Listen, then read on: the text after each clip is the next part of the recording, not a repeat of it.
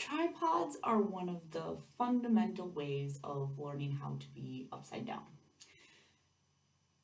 Later on in the week, we're going to talk about balance points, but the tripod is where you start to feel each of those. The more you get comfortable with being on your head, the easier some of the other moves become, and the more momentum you can build, and the more freezes you'll be able to perform.